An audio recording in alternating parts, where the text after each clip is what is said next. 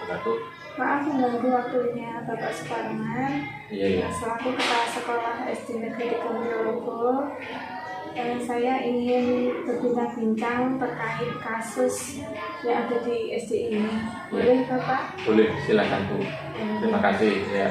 Langsung saja untuk mengefektifkan waktunya. Yeah. Untuk pertanyaan yang pertama yaitu bagaimana Bapak sebagai pemimpin dapat mengidentifikasi kasus-kasus yang merupakan ini dilema etika atau bujukan orang? Seperti itu.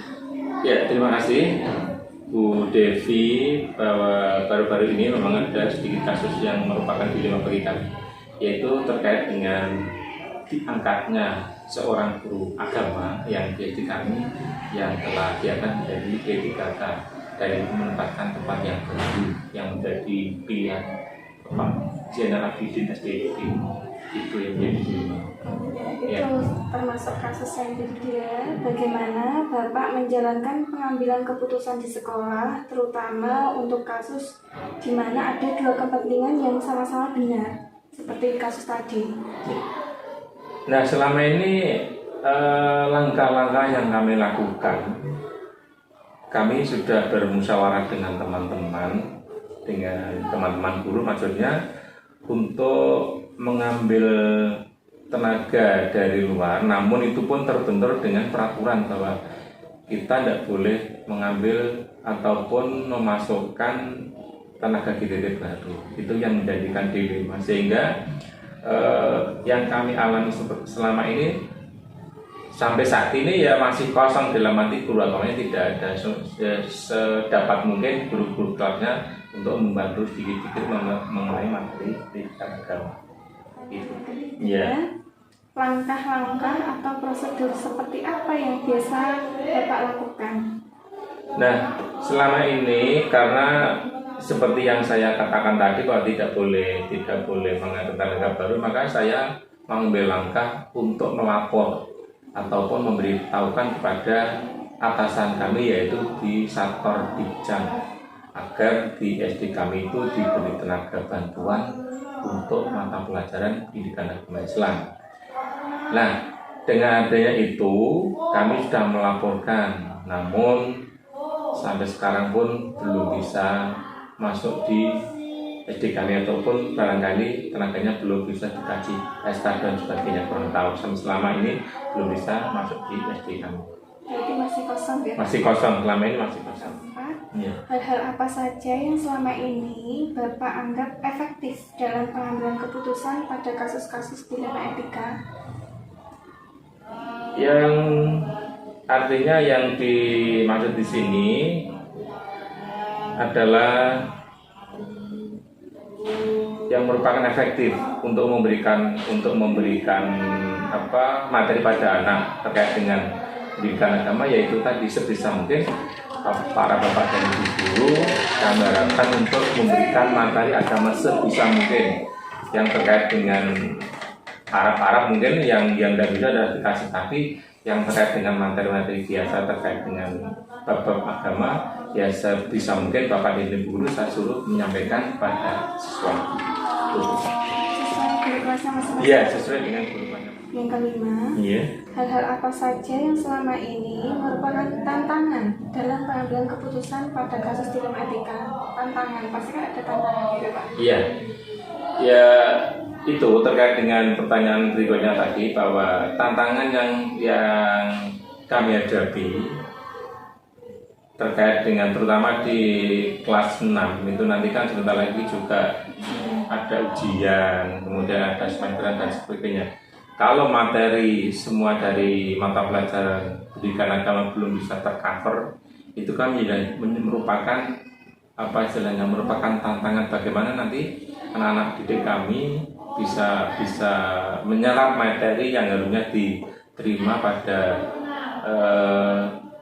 hari-hari sebelum semesteran, kan seperti itu, tantangan seperti itu. Maka dari itu sebisa mungkin kembali lagi, karena kebetulan di SD kami semuanya Muslim, jadi masing-masing bapak ibu guru bisa menyampaikan materi kepada anak didik sesuai dengan buku-buku yang ada di SD kami.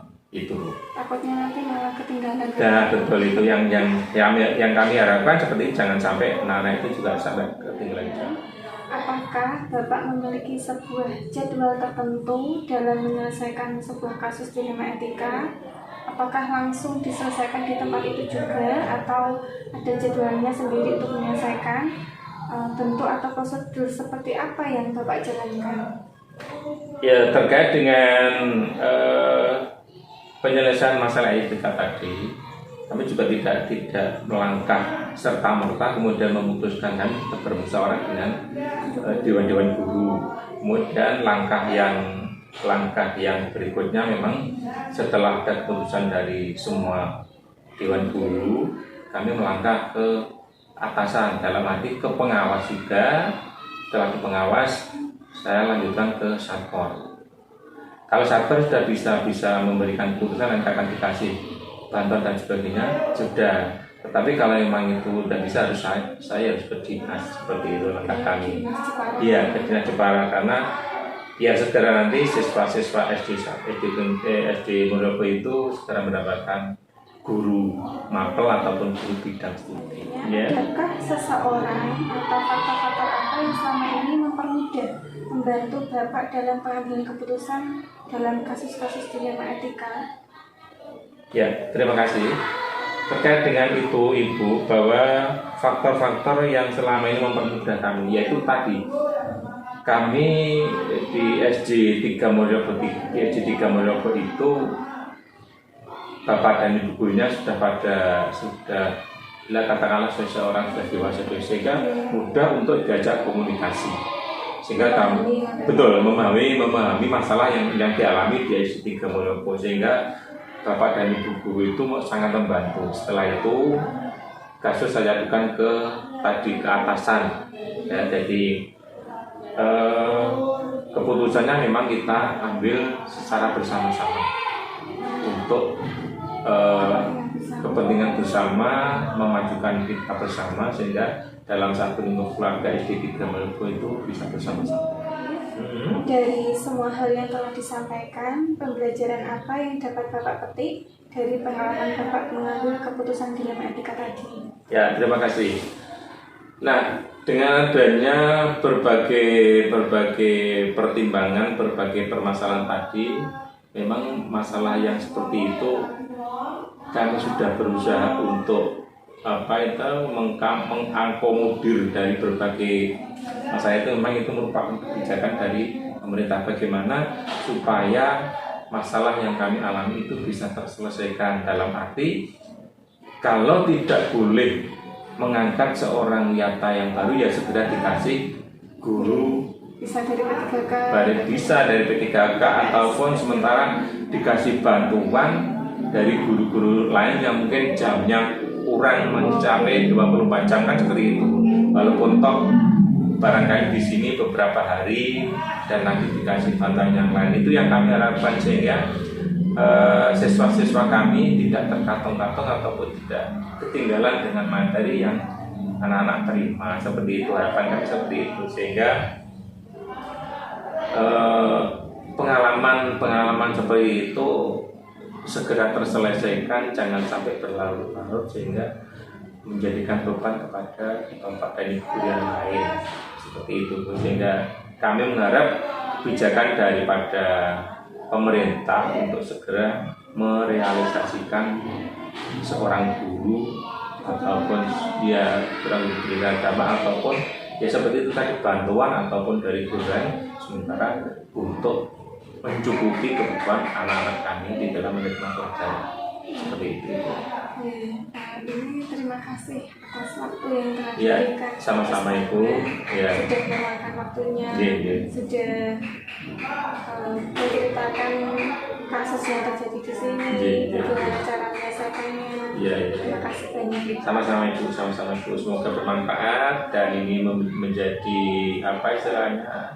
bahan untuk kita bersama, supaya kasus-kasus seperti ini tidak terjadi di sekolah-sekolah yang lain. Dan ini merupakan kebijakan dari para pemerintah untuk segera menyelesaikan masalah ini. Terima kasih. Terima kasih banyak, Pak. Ya, kurang lebihnya mohon maaf. nggih. Ya Bu ya. Sama-sama Pak. Iya. Kula nggih ngapunten Nggih, nggih, jika nggih. ada salah kata atau salah sikap. Ya, ya, ya. Saya akhiri. Wassalamualaikum warahmatullahi wabarakatuh. Waalaikumsalam.